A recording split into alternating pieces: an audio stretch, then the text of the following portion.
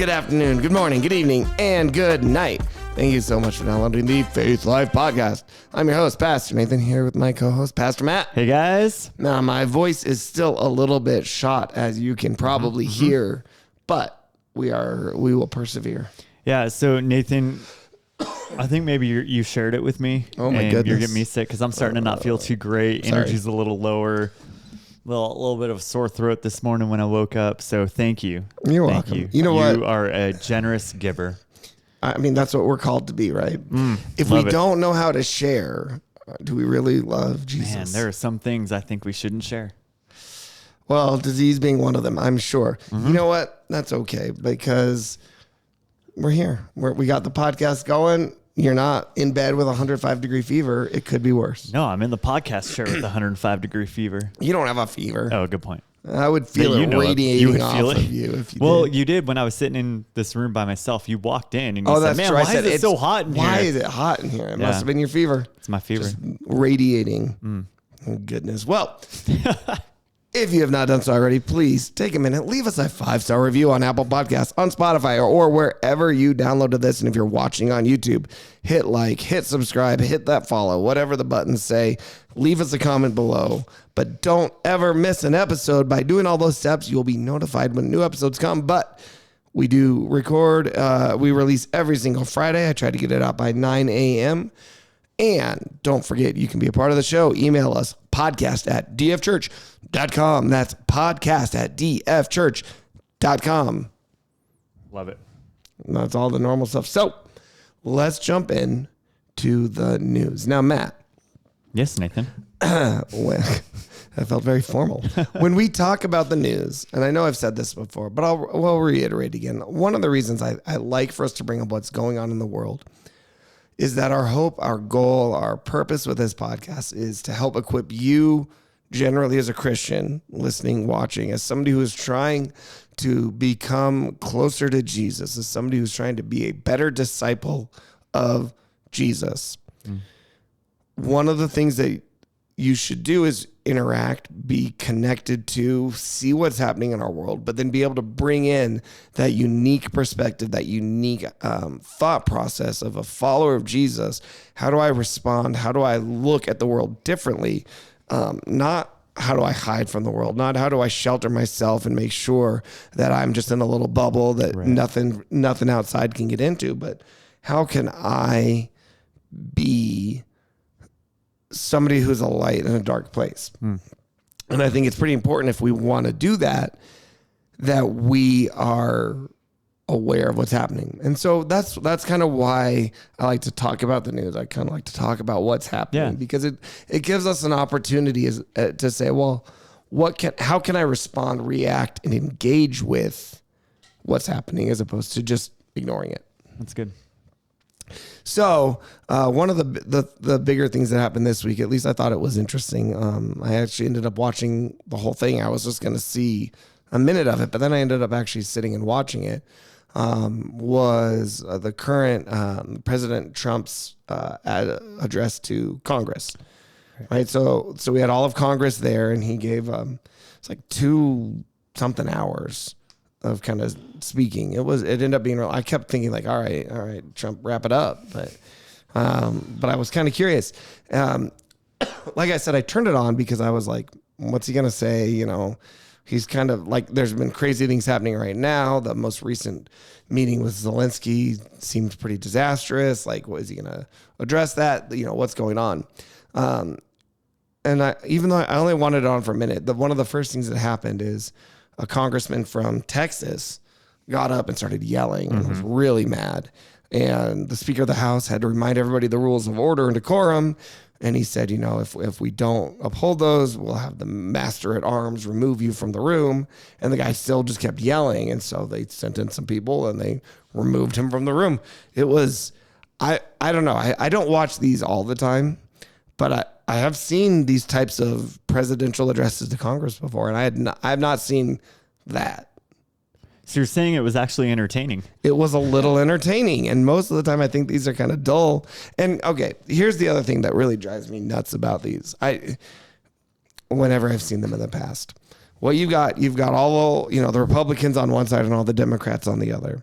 And every 2 or 3 sentences when Trump says something, all the Republicans clap and they stand up and all the Democrats just stare angrily. Yeah. And if we were to go back a few years, I feel like it was probably flipped, where every time Biden said something, all the Democrats stood up and cheered and every Republican sat and looked angrily. It's like, it's just, I think it's annoying that, and I haven't, like I was talking to you earlier, it would be curious to go back. Did the Republicans sit on everything no matter what, even if it was good? Because the Democrats pretty much did. Like, even when they said something that everybody should be okay with, it's like, why are you still, right? Like, we're recognizing this kid who's been fighting and successfully so far beaten brain cancer. We're going to applaud for this kid and what he's, tried to do. But no, they don't want to. It just seemed kind of weird. It's like, why is it so divided? Yeah, it's super frustrating too, because it really shows that our elected officials that sadly it seems like none of them actually care about our country, the citizens of our country, and like the well-being of those things, right? It seems very much so that it is all about either myself or it's all about my political party. Right. Because yeah, you're right. When something that should not be partisan is mentioned and you only have the party that said it clapping and cheering and celebrating or affirming, and you have everyone from the other party ignoring it completely. Right. But if those exact same words or that exact same step was done by the other side, it would be flipped. Right. And it's super frustrating. And then to see that guy from Texas respond that way. Right. Like, you're our representative. Right. You're our elected official. Right. And this is how you're going to interact with someone who you might disagree with. Right. Like, that is not, well, one, as Christ followers, that's not the way that we're called to interact with people. But even as just like humans, right? Right. There's a better way to have do it. That type of disregard towards fellow man. Now, I'm able to speak and share and think from a biblical worldview, but that's imprinted on our hearts. Like, throughout the history of mankind, there has, generally speaking, now there's always the exception to all the things, but generally there has been respect for your fellow brother, right? Your fellow man. Right. We do what we can to support each other, generally speaking. Right. Most cultures that you can see, even without a Bible, you see this natural respect for our neighbor. Now, you also see the results of the fall evident in our interactions, because we're not great at loving our neighbor. But I'm reminded of when Paul wrote to the Philippians, and he said, or let your gentleness be evident in like everything you do. Right. I don't see that in most of our political conversations in this world, both from politicians themselves and from us common citizens talking about politics. Like, gentleness is the furthest thing from our mind.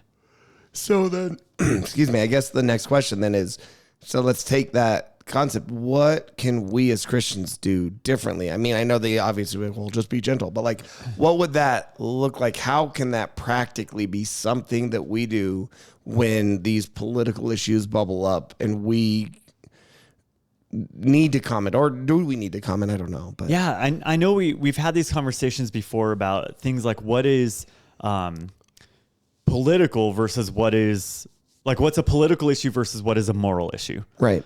Some of the political issues, maybe we can be a little more silent on if necessary, not sticking our head in the sand, right? Not ignoring these things, but potentially not getting as heated and worked up over them.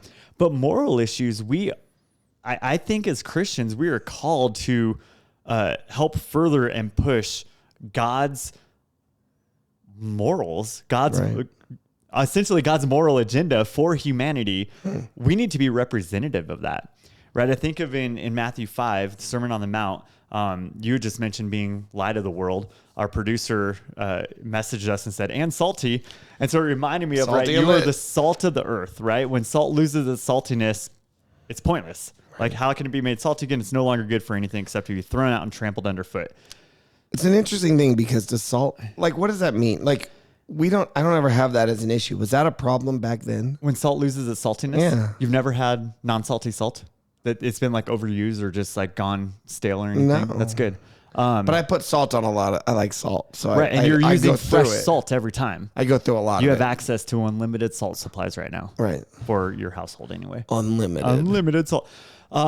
Well, yeah, because like salt, you use it because it brings out and enhances the best flavors in things. Yep. Right. It's also used to preserve things, to keep things from spoiling. And so you look at it as us, as Christians, if we were to be salt of the earth, we're to then bring out the best flavors of the people around us. We're to help bring out the best in each other, not point out the worst. Right. And so I think that's true in our families, in our workplaces, in our communities, in our churches, but even more so, I think it's necessary in our political dialogue with one another. When I'm talking with someone who I disagree with, am I in that conversation looking to bring out the best, or am I looking to just put you down? Am I looking to be right? Am I looking to win an argument, or am I looking to represent Jesus and what he's called me to do?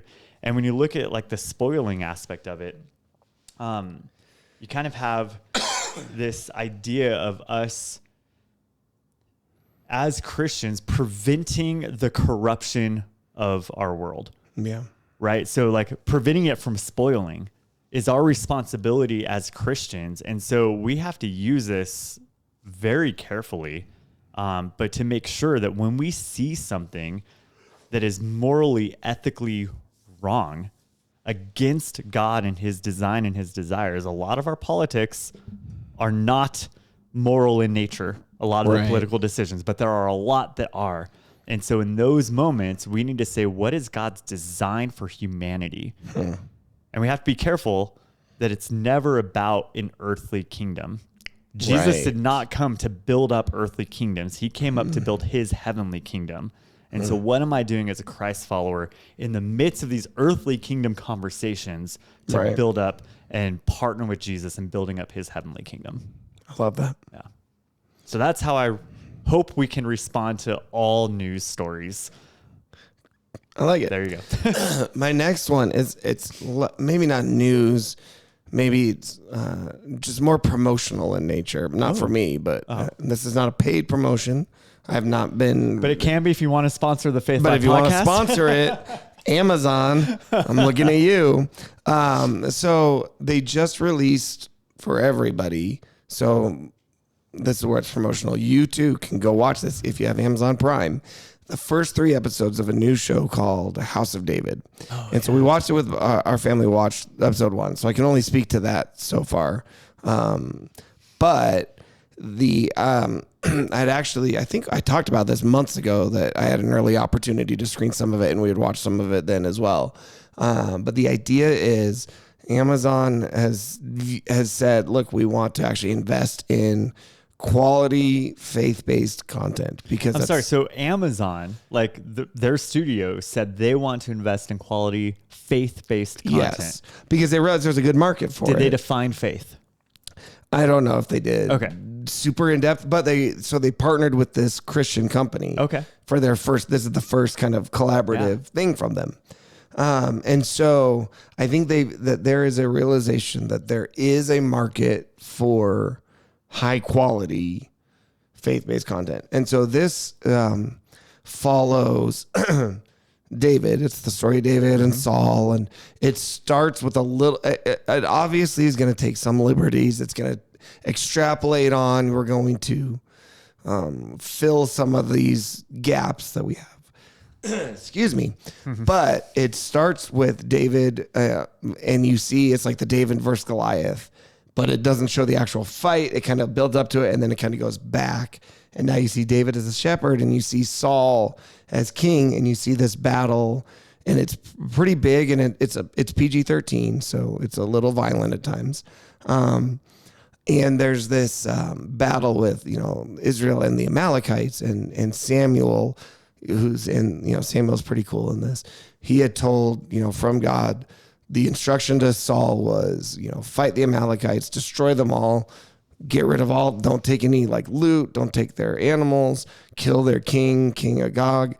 And Saul doesn't do that. He disobeys God. This is the first moment where his decision is where it's like God has withdrawn his favor from you kind of thing. And so the whole first episode kind of follows that. And it's pretty good. Like, it's not really cheesy. It's good. Goliath is really, really big, which I don't know how big Goliath. There was a couple of times where I was like, does the Bible talk about this? And so I was flipping through, and I was surprised. I was like, I'd forgotten that this happened in the Bible. Yep. This was almost word for word from it. So ultimately what I'm getting at is I, as somebody who appreciates at least quality media, and want to see more of this type of a thing, my encouragement is check it out. At least watch the first episode, see what you think of it. So I love if that. You have Amazon. We've talked on this podcast in the past about why are like Christian movies so bad, like they're so cheesy and the production quality is so terrible. As Christians, I'm in the camp that we should be on the forefront of creativity. Yeah. Right? Because creativity is an expression of God in us, the creator of the universe.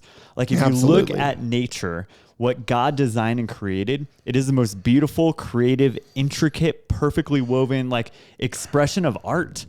And so as Christians, we should be reflecting that and like showing that and doing that. And so it makes me so sad when Christian media is not great. And so I'm really encouraged to see this. You think of like the Renaissance period when most of the great works of art that came out of that, and I'm using works of art very broadly for all expressions of art, were faith-based. Yeah. And like, that's what the world saw and knew. And so they see that and they think about God in a positive light because of the art that we're reflecting as his creation. And we've gotten to this point, at least, where it just seems like, well, I know if I put the Christian label on it, I know this group of Christians are going to go see it. Right. So I can do it with the smallest, worst amount of budget and creativity possible just to make a buck. Yep. And honestly, like, y'all need to repent of that and say, God, I'm sorry for giving you my second best or third best or even like nowhere near my best efforts. Right. Because I just wanted to make a buck or I thought that was going to be good enough. Like, he deserves our absolute best effort. Why aren't we seeing more of this? So I'm encouraged to hear that you liked this. And you know, I don't know if I've brought this up before. You just made me think of something. Going back to late 80s, early 90s. This is the moment of nerddom for you. Love it. The original Nintendo Entertainment System, the NES. First, like, really, like, crazy successful. Not first. I mean, Atari did okay, but huge, successful in-home video game console. Okay. And one of the things with Nintendo was you had to go through their manufacturing and approval and stuff to make games for the system. Right. And at some point, somebody cracked the code to get around that and found their own way to make their own cartridges and release their own games. And they made some really crappy games, and Nintendo was going to sue them. And so this company decided to switch and make faith-based games called like Bible Adventures and Noah's Ark and all this. Yeah. And they made these. They just kind of took some of their old games that weren't very good and they just redid the graphics and made them a little bit more biblical. And their thought was, well, if we're a Christian company, Nintendo's less likely to sue, which ended up being true. They didn't get sued. And so they basically released it. I mean, I played them as a kid. They were fine. They weren't good, but they weren't great, but they were able to release these subpar games that I don't even know if they were a Christian company or if they brought some people in, but they just kind of were like, we could just do this, put some Bible flavor in it. In order to not get sued. We won't get sued and there's a market for it. Like, we can sell these at the Christian bookstores. And they did. Is this one of the games that you had me play? No, that was all, you know, if we ever do another one of those, that was kind of funny. I'll have you play some of these old ones. All right. So... No, that was, for those of you, we did a video that was just on our student channel. It was on the student ministry, which we don't really use as much anymore, but you can go find it. Go look on our Discovery Student Ministries channel.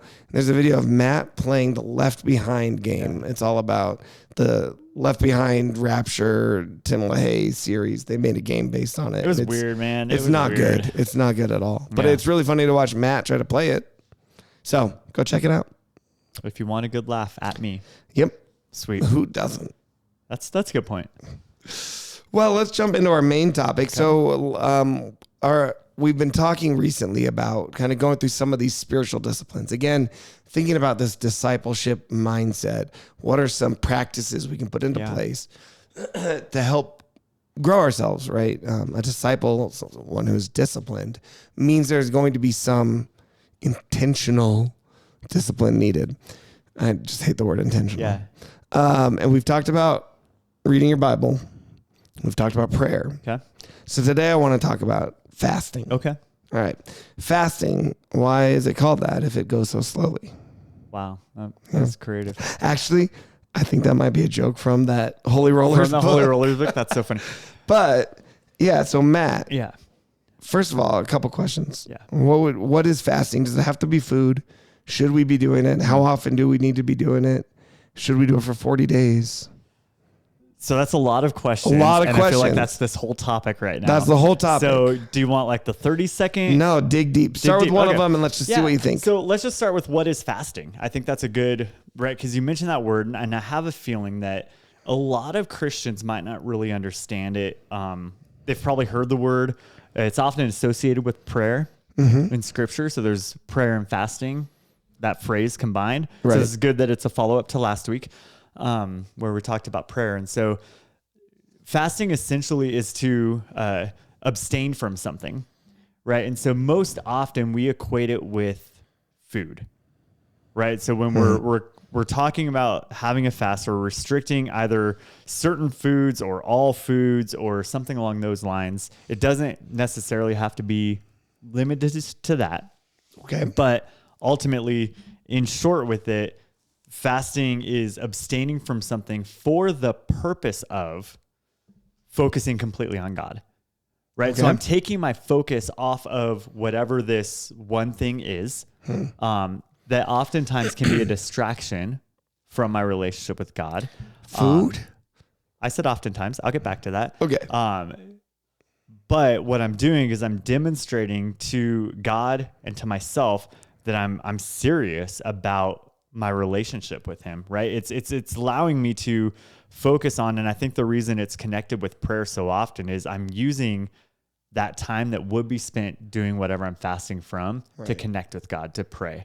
And so if it's food, let's just say you're fasting for a day, okay? Every Wednesday, because we're recording this on Wednesday. It's Ash Wednesday, by the way. Yep. It's a day of prayer and fasting. Yeah, which is really funny because Judah this morning came in and jumped on our bed way earlier than he should have. And I was like, today's Ash Wednesday. What does that mean? How did he know? I think he asked, he said good morning to his Echo device in his room. And it probably said that. And so, yeah, it was just kind of funny. So I don't know a ton about, because this is primarily a Roman Catholic thing, right. But it is the first day of Lent is what Ash Wednesday marks, the first day of Lent, which is 6 weeks of penitence before Easter. Ash Wednesday is traditionally observed with fasting and abstinence from meat in several Christian denominations. As it is the first day of Lent, many Christians begin Ash Wednesday by marking a Lenten calendar, praying a Lenten daily devotional, and making a Lenten sacrifice that they will not partake of until the arrival of Eastertide. Okay. So why do we have, what's the ashes for? Okay, I'm looking further. As you put ash on your forehead as a wearing of ashes was a sign of repentance in biblical times. But we don't do it's not sackcloth Wednesday. Could be. Sackcloth Sunday, because it flows a little better. Sackcloth Sunday. Yeah. I like that. Yeah. All right. Here's real quick with that one. Yeah. Man, I was about to try. All right. I think I said this last week too. I'm going to offend somebody with what I'm about to say. So whatever. All right, let's do it. Jesus, and I'm trying to find it here real quick. When he talks about fasting, here we go. Matthew chapter 6. When you fast, do not look somber as the hypocrites do, for they disfigure their faces to show men they are fasting. So when you do this, don't do it so others see it. Right. This whole Ash Wednesday thing by putting the ashes on my forehead, is that why? I feel like that's drawing attention to, hey, look how holy I am. I am participating in this. Yep. Now, I'm not sitting here judging the heart of someone. What I am doing is my perception of the ashes on the forehead draws attention to self rather than pointing me to God. Right. And so I want to know why, like where that tradition came from. I haven't looked into this enough. Yeah. I don't have a Catholic background. So I just don't know all the details of it, but it seems to me like it is similar to what Jesus tried to call out with, or did call out with the hypocrites. Right. Now, here's what's interesting. So then if today's Ash Wednesday, I know we're going to get to fasting eventually, but we're taking a detour on Ash Wednesday. Does that mean last night was Mardi Gras? Fat Tuesday? Yeah, Fat Tuesday. Mardi Gras is like right. That's when everybody's because you're about to have to give up stuff for 6 weeks. Why? And so you just party and get it all out of your system. So hear me out. It's kind of crazy, right? Hear me out. All right, let's keep going. Let's just say you want to get healthy. You want to eat better. You want to exercise more. And you know, I'm starting on Monday. Yeah. So on Sunday, are you just the world's greatest glutton? Yeah. Apparently. Yeah. That to me seems counterproductive because if my goal is to get in shape, right, and to be healthier, I have a feeling that one day can do enough damage if done properly. One day can do enough damage. If you try hard enough, that's right? true. It's true. And so I think I've done this before where I've talked about, I did a sermon prior to New Year's Day, but I was talking about some of the New Year's resolutions that people would do. And I asked the question, if it's a good thing for you to do, why are you waiting until a certain day to do it? Like if it's good, shouldn't we be doing that anyway and now? Well, so it starts with Lent, right? Which is supposed to echo the 40 days Jesus spent fasting in the desert. So you do the 40 days before Easter. And I mean, it really, and I'm pulling up some stuff because we are not a very liturgical church at this point, right? But you go back a couple thousand years, to right after Jesus, maybe 1,000 years. Like a liturgical calendar makes sense because you don't have the Bible in your house. You don't have the weekly service half the time is in Latin and you don't know how to speak it. How are you being communicated and reminded, maybe as an illiterate peasant, biblical truths? And so they actually build in a calendar to say, all right, you're going to spend these next days remembering Jesus in the wilderness. Well, what was Jesus in the wilderness? This is a way for you to maybe start learning some of these bigger biblical cycles and truths. So I understand why liturgical calendars became a thing. Right. It makes sense. So then it's just as that gets practiced, all right, well, I know we're coming up on this 40 days that I'm going to be like repentant and fasting and prayer. Yeah. So I'm going to want to get some of that in now because I'm not going to be able to go, drinking or eating meat or whatever. Right. Now it's one thing to say, okay, for the next 40 days, I'm fasting for meat. So tonight I'm going to have a steak.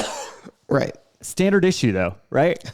No, you're going to eat 2 steaks. Yeah. Or I'm going to eat a dozen steaks to really get it out of my system. We've had the conversation about alcohol. And so for the next 40 days, I'm not going to have any alcohol. And so tonight with that steak, I'm also going to have a glass of wine. Right. Right. Like, okay. But, and this just goes to, I think, our fallen nature, right? Where instead of, I'm going to make sure I have that because next 40 days, I'm not going to I'm going to overindulge in all things fleshly desire. Right. It's the same with like bachelor parties and bachelorette parties, right? This is my last night of freedom. Let's just go absolutely crazy. Right. It's the same thing. Yeah. All right. So, it says, I'm not judging people. Lent is a period of grief that necessarily ends with a great celebration of Easter. Thus, it is known in Eastern Orthodox circles as the season of bright sadness. The purpose of Lent is the preparation of the believer for Easter through prayer, fasting, almsgiving, which are the 3 pillars of Lent, as well as mortifying the flesh. Yeah. So repentance of sins, simple living, and self-denial. Everything I have seen in Scripture is that the purpose of fasting is not to punish yourself. Right. The purpose is to redirect your focus to God. Right. That whole like punishing mortification of the flesh really almost, and I know you've probably heard me say this before, really arises more out of kind of Gnostic heresy than biblical truth. But that's not, we don't need to go down that path today. Yeah. I also want to, this might be interesting. So in the Old Testament, I think we see one example of fasting being commanded, and it was 1 day a year during the Day of Atonement. I think we read that in Leviticus, right? Okay. In the New Testament, we don't see any commands from Jesus about you will fast. Right. But he does say when you fast. Right. There's an implication that you will. Implication, not a command, but an implication that for right fellowship and connection and devotion to God, this is a good habit for you to get into. Right. Which is why we're talking about it as a discipline. Habits and our disciplines. Okay. And so yeah, I guess the next question that you asked, we kind of loosely touched on the how or the what and the why, right? It's abstaining from something for the purpose of directing our focus, time, attention, fellowship with God. So I guess the next question would be like, how? How do I do it? Yeah. Do I not eat for 40 days straight? Yep. I think you'll die. I think I would. So if that's not it, then what do we do? What if I've never fasted before and I want to get started doing it? Do you have like any tips? I might have some ideas also, but like what do we do? What does Scripture say? Right. About fasting? Well, and like you said, Jesus is pretty clear about like, don't let this be a big production to let other people know how holy you are. Right. You're not making a big deal of marking yourself and always wailing of how hungry you are. Or if somebody offers you a cheeseburger and you say, oh no, today is a day upon which I am fasting and for holiness purposes, it would be abominable for me to partake of that cheeseburger. Like you could make it into a big deal, or you could, you know what? I'm not hungry, but no thanks. Like, it's not that you're hiding it, but you're not drawing attention to it. You can think, I'm actually fasting today. Yeah. I'm spending time in prayer and fasting. So the first step would be clarify your why, I would say. Before we get into any quote unquote techniques or how to, it's like, what is your purpose? What are you wanting? Is this, you just think it's a good idea? I mean, that might be okay. That might be a good place to start. Is it, I've got some big decisions and I've seen biblically that fasting and prayer often go together as we seek God's counsel. Okay. That would make sense to me. Yeah, that's good. And then, so once you've clarified why, like, why am I wanting to do this? What am I hoping to quote unquote accomplish? And maybe it is just Jesus seems to expect that we will, so I'm going to. Great. That could be your why. So just as an act of obedience might be good enough. You're right. Okay. But what I would then say is, then you get into more, well, how do I do it? It's like, I don't, first of all, to hydrate, as I say, hydrate or dihydrate. So this is for fasting from food. I would not fast from water necessarily, at least not for very long, just because it's not healthy. Yeah. You're going to die. Be very careful.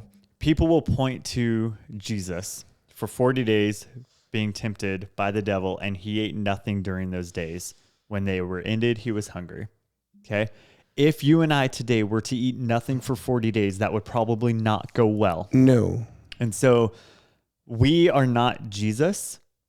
I'm not saying you can't, but I'm saying maybe don't jump headfirst into that. Right? Start small, start slow. Especially if you've never fasted from food before. Your body's used to this certain schedule, and you can feel it when you're like 20 minutes late from your normal meal time, right? Right. And then if you accidentally skip a meal during a day, you feel it. Like you're a little more famished. So recognize your body, right? I think like just from the health side of it, go slow, hydrate a lot, lots of water. But I would also say in the midst of that, because of what you said about knowing your why, it's not, I'm skipping lunch today, and instead during that time, I'm going to watch YouTube. Right. Like, then why? There's no point in you skipping lunch. Go ahead and grab some chips while you're I'm just watching not gonna YouTube. Eat today. Yeah. but I'm not gonna use that as a time again of prayer. Like I've always kind of had the idea, and I'm sure you've heard like this kind of concept of when you have that desire to eat, when you have that desire to fulfill that thing, that's your reminder of, no, I'm going to pray. Yeah. I'm going to go to God. I'm going to spend some time with that. Yeah. And that's the why, right? Set a commitment to it also, right? Like spend time in prayer first. God, what do you want from me? How can I offer this to you? What do you want to use in this? Because like he's pretty good at like, responding to those who are faithfully seeking him through one way or another. He has different ways that he'll speak and respond. If you want to hear more about that, come to church this Sunday. We're actually talking about that in our Sunday services about how God speaks to us. But yeah, essentially fasting, taking our focus off the things of this world in order to focus on God, the things of him, right? And so what I'm doing, how I'm doing it, whatever it is, the goal, my why is I want to grow closer to God. We see in scripture fasting from certain types of food or drink. Daniel did that. He said for, 7, hang on, 3 weeks. 3 weeks. Yeah. I ate no delicacies, no meat, no wine enter my mouth. You also see in Daniel 1 that he wasn't going to eat the king's food. And so instead, he just wanted vegetables for that season.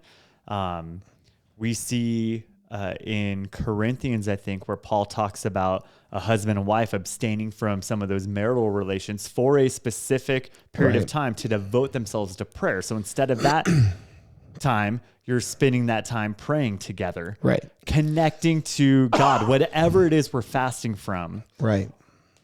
When that time would normally be, we're spending that time in devotion and connection with God because it's a discipline. It's an opportunity to connect with him. Every one of these spiritual disciplines we're talking about, the point is growing with and connecting with God. It has nothing to do with other people looking at how holy and spiritual you are. It has nothing to do with you just having to suffer, right? It has everything to do. That sounds fun. I don't like suffering. No, nobody likes suffering. But suffering brings about that's true. A lot of good things potentially. Our producer said something like, I guess it's would be a good point of clarification. Yeah. Mortifying the flesh or killing the body's desires so that instead we can focus on God, on Jesus. And it's important to say, what do we mean by flesh, right? So mortification of the flesh in some,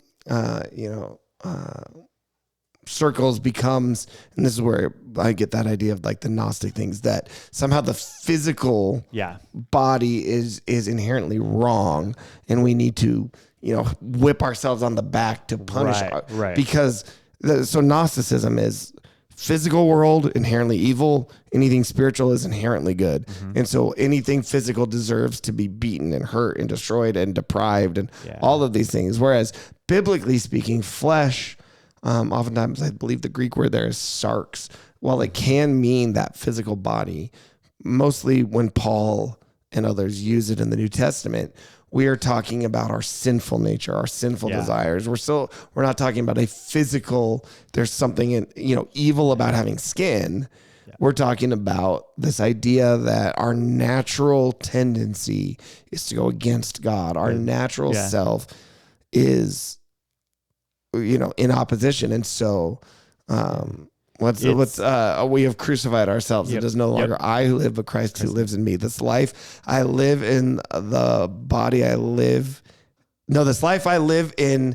This is one of our memory verses in our discipleship group. That's why I'm trying to remember my exact wording of the translation I remembered. This life I now live, I live by faith in the Son of God who loved me and gave himself for me. Nice. I love that. So Jeremy, if you're watching this right now, hey, I just did my memory verse.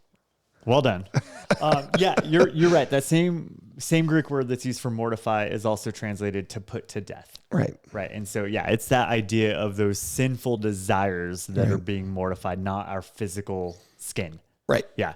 Colossians 3:5, put to death, mortify. Therefore, what is earthly in you, your sexual immorality, impurity, passion, evil desire, covetousness, which is idolatry, right? So it's all those sinful desires that we have. Right. If that's what is being done when we're saying mortify the flesh, Right. then yes, absolutely. Yep. That is definitely a key part, not just of your fasting, but of your relationship with God. Yep. It's a daily putting that stuff to death, a moment by moment even, right? Right. So Matt, let me ask you this. I've seen this happen in some Christian groups, sometimes in youth groups, things like that, where they will take a day of fasting and combine it with we're going to think about, people in other parts of the world who don't have food. And, we're going to kind of experience, quote unquote, brief glimpse of what it might be like to live without food. And maybe we're doing a fundraiser today to help feed people, and we're going to be fasting and prayer. Is it okay, do you think, to combine and kind of get a multi-purpose use out of your fast? yeah, so this is the 30-hour famine, right? That Yeah, you're thinking that's what it's about. called, Okay, yep. I've done that. I've done that. I've hosted Right. one of those before, and so yeah, Why 30 hours? That's so weird. maybe that's like how much your body can actually But why take before you just start do to 24? have, I don't know. Like a normal person. There's probably a reason. I'm that sure the there is. organization puts I'm out. sure there's a. All right. I'll look it up. Will you? Yeah. So 30-hour famine.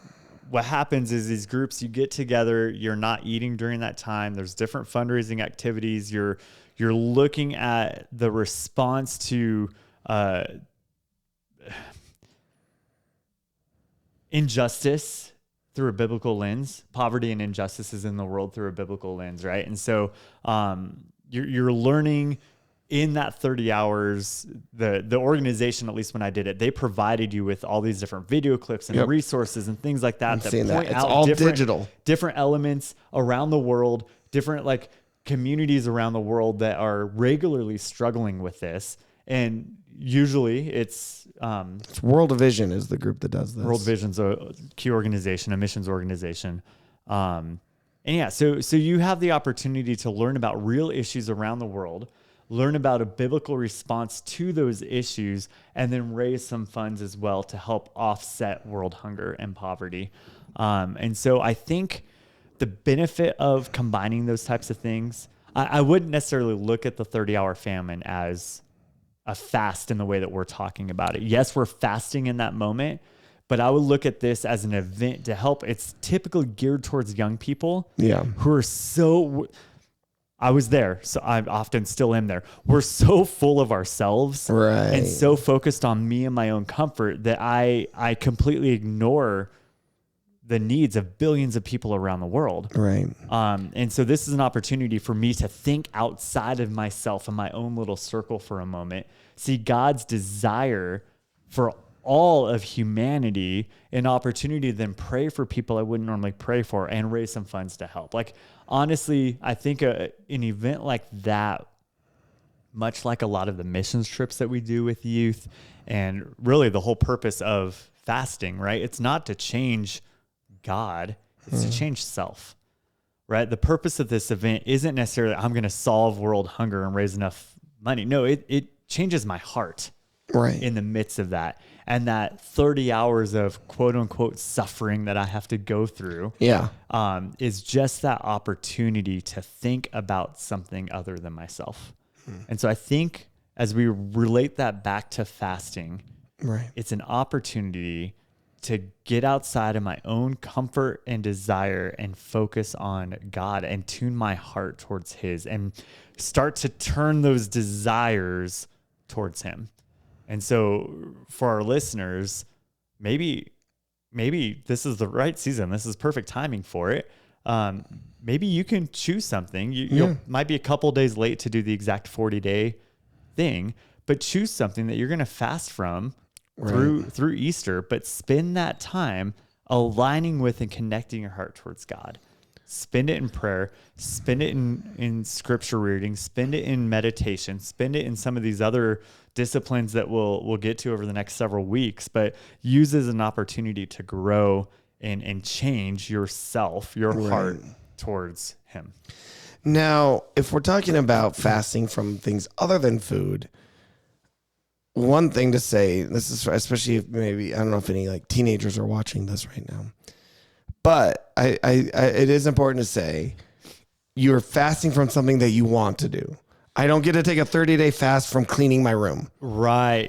I'm not going to take a fast from canned spinach. Yeah. Because if it's something you already don't want to do, then it's kind of defeats the purpose. So just a little, throw that in there. That is a great disclaimer. Parents around the world are thanking you right now for that, because it's something you want, something you do regularly. Right. So it could be social media that you're fasting from. It could be video games that you're fasting from. It could be YouTube. It could be certain sports, maybe, if things that you spend probably a lot of time doing too. Right. I'm going to fast from going to the movie theater for the next 40 days. Well, I like doing it, but I haven't been in the last 40 days. That's not really fast. It's not like every Friday night I go to the movie. So now every Friday night I'm going to be praying for that 2 hours. Right. No, like I got to pick something I'm doing regularly in order, because the why is I'm drawing closer to God. Can we do like opposite of Lent, where we just fast from all vegetables and only eat meat for the next 40 days? We can try it. That sounds good. Okay, last thing before we kind of bring this to a close.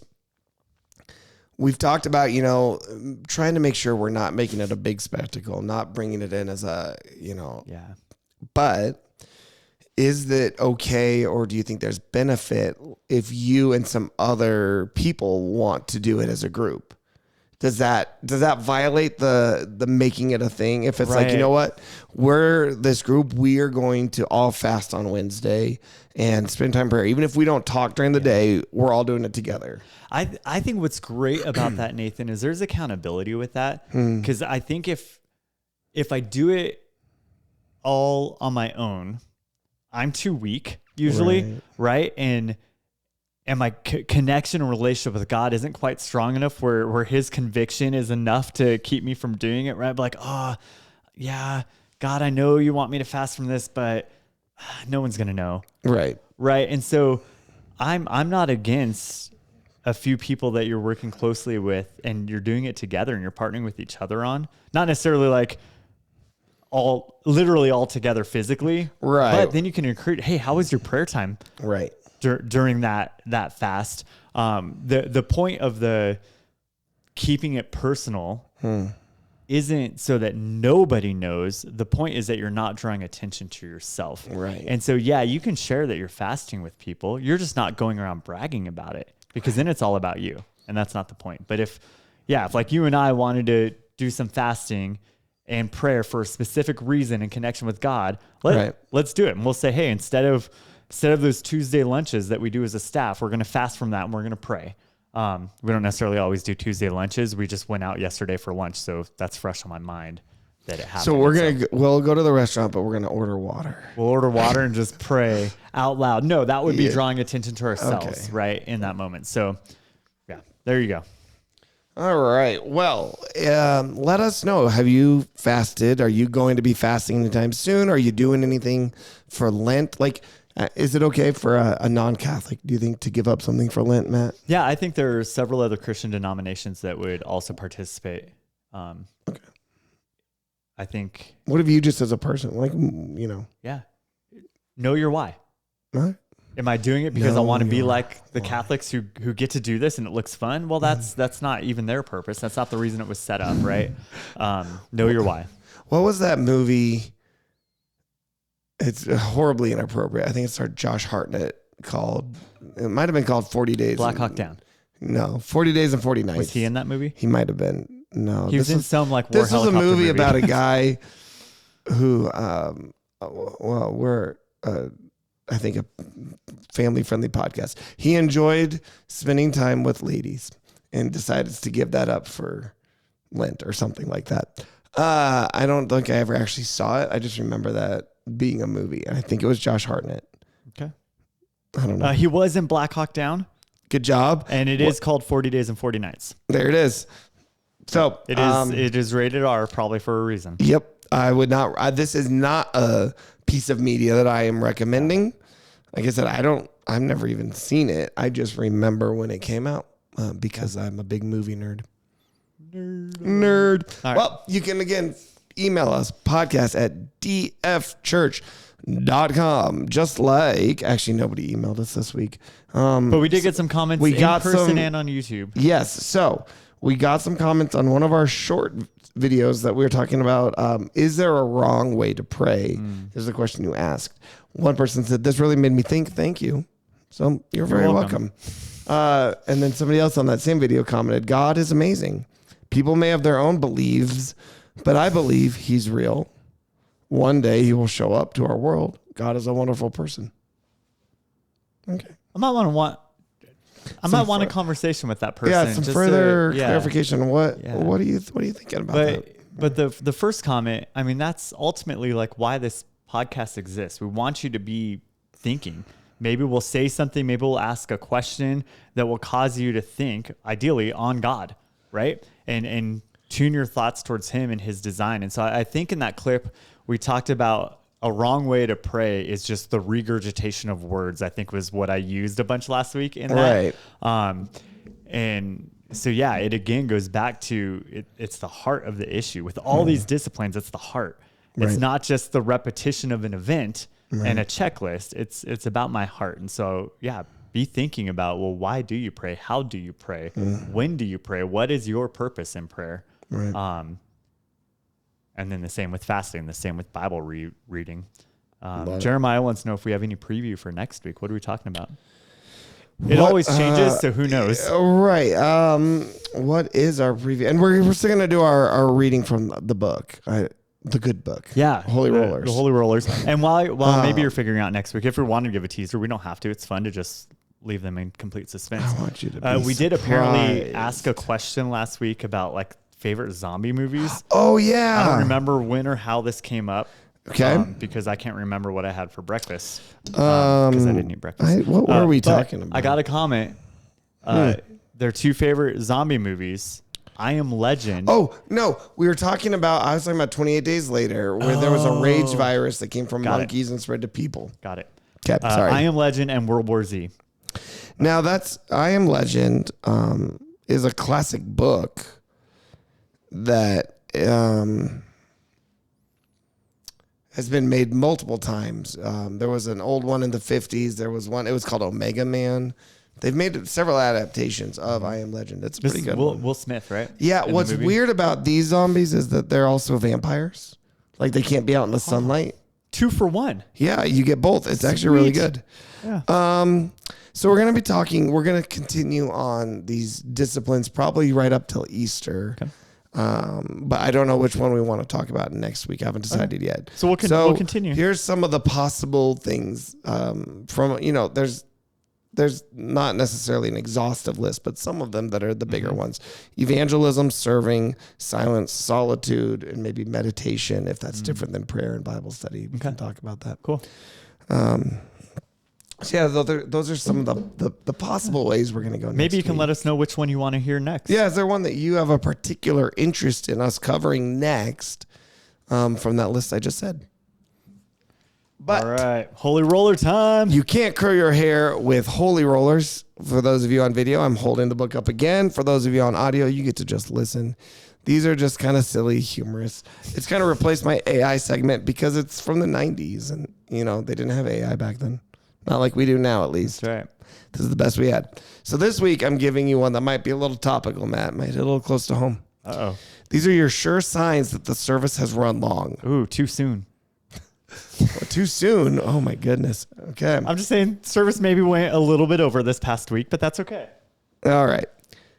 First one. Older men in the congregation wake up from their naps, refreshed and ready for lunch. Nice.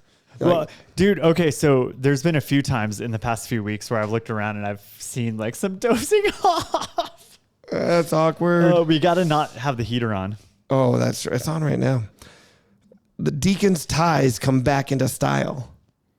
Do deacons normally have really bad ties? Well, okay, so knowing this is written in the 90s, that makes sense, actually. Okay. Yeah. The baptistry water has evaporated. Nice. All right, this one's a little bit but it's got its own flavor. The pastor's wife dozes off. That's definitely a sign your service has gone too long. Here's the thing. The pastor's wife has to listen to the pastor talk probably all the time. Yeah. And so She might be dozing I'm just off. saying maybe she has learned how to tune him out well, and it's a good time for a nap. Widows break out their knitting. Yeah. I see that every week. Oh no, really? Yeah. Well then, But it's not Are they because it went too specifically long. It widows? starts from the They beginning. just like and it. it's not, no, it's not. It's You've not seen widows. people I've knit- seen knitting every week at church. All right. It's almost like, I wonder if it's almost like they're fidget. Yeah. That's kind of cool. They didn't have fidgets in the 90s. They didn't know what that meant. Yeah, you got to knit. People fake coughing fits in order to leave the auditorium. Brilliant. It's a great way to do it. But I think people just get up and leave. now I know. If next time I'm preaching, someone starts a coughing fit and gets up and walks out and doesn't come back in, Well, no. expect a follow-up. I will make sure you hear the rest of that sermon. You have counted all of the light fixtures, ceiling tiles, or pews in the sanctuary to pass the time. Done that. In school, did you ever count like the holes in the ceiling tiles? Yeah. You know, like those drop down Yep. pieces? Yeah. Here's the thing. Again, 90s, we didn't all have cell phones that we could just get on if we got bored. Right. Yeah, we had to entertain ourselves. Leviticus seems intriguing. Oh, man. If the sermon has gone long, that's We're funny. in the Read Through the Bible in a Year plan right now. We're in Leviticus. Yeah.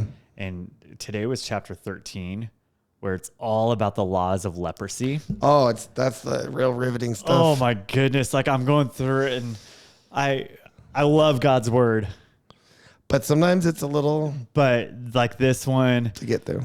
I was like, oh, because and then all the details. Then you start picturing it, and you just kind of like gag a little, vomit a little in your mouth, and it's leprosy. It's a good thing. All right. Next, the youth group has exhausted supplies of visitation cards and offering envelopes for note writing. Yeah, that checks out. That still happens. Been right? there, done that. Communion does not tide you over until lunch. Is communion supposed to tide us over till lunch? No. It's such a little bite. We should do whole loaves for each person. Then it could tie us over until lunch. What about butter? Oh, the honey butter? Oh, Yeah. And last but not least, for a sure sign that the service has run long, tribulation and the sermon seem somewhat synonymous. These are funny. Have you experienced any of those, Matthew? Yeah, most of them. All right. Yeah. Well, that's all the time we have for today. But again, please email us podcast@dfchurch.com. And with that, we will see you next week. Bye, guys.